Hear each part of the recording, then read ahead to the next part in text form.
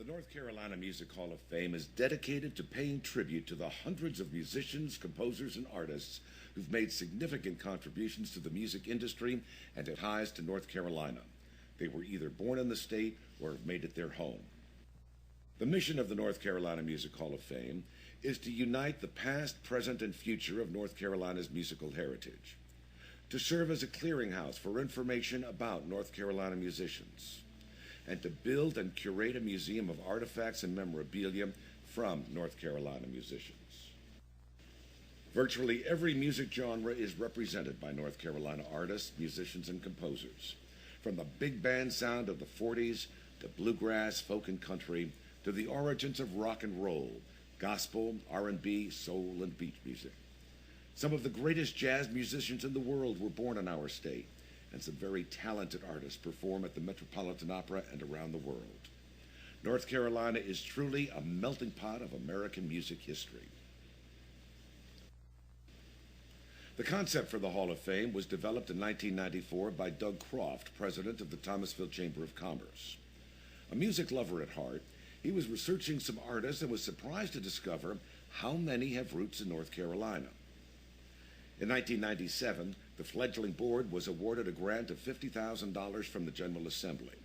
The money was to be used to gather memorabilia and other artifacts. By the turn of the century, a number of cities in the Piedmont Triad expressed an interest in housing a museum. There were numerous conversations, but it never came to fruition. Then in 2006, music and race car entrepreneur Mike Curb inquired about the Hall of Fame. Within a year, the board had partnered with the Curb Family Foundation to turn a dream into a reality. In 2008, renovations began on an historic building in Kannapolis, culminating 7 months later with the opening of the North Carolina Music Hall of Fame. During the Reconstruction period, the first floor was gutted and in its place went museum display areas. And then came moving day. It's located in the old police station on West A Street. At one time, the jail was in the basement. The police station was housed on the first floor, and courtrooms occupied the third floor.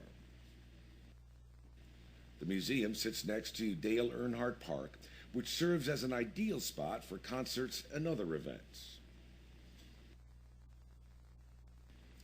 The museum's benefactor is Mike Curb, president of Curb Records and Curb Motorsports. The Curb Family Foundation is dedicated in part to preserving American musical history and promoting education. Mike chose Kannapolis as the site for the museum because his motorsports museum and record distribution center are there as well. Mike and his wife Linda spend most of their time working for the foundation. Lynn Seyfert is president of Castle & Cook Realtors, the real estate company owned by David Murdoch of Dole Foods. Murdoch leased the building through Ms. Seyfert to the Hall of Fame for 10 years. The annual rental is $1.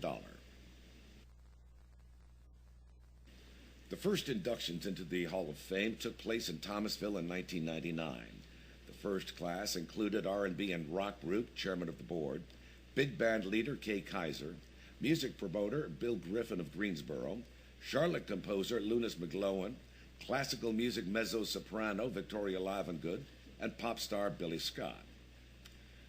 Next came the class of 2001, when country legends Ronnie Milsap and Charlie Daniels were inducted. The next inductions occurred in October 2009.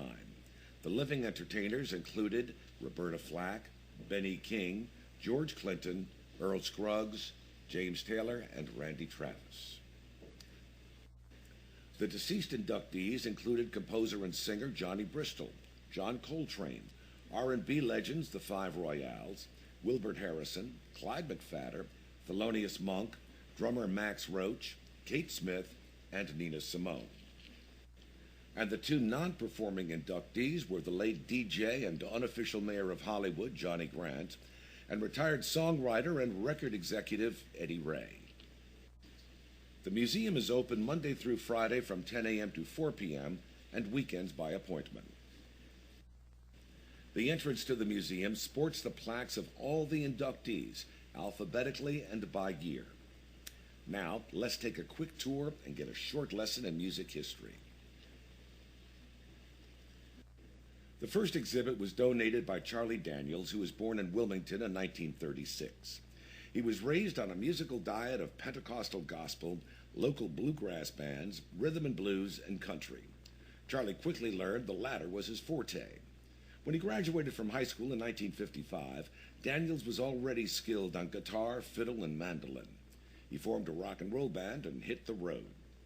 Daniels' first break came when his group stopped in Texas to record Jaguar, an instrumental produced by the legendary Bob Johnston.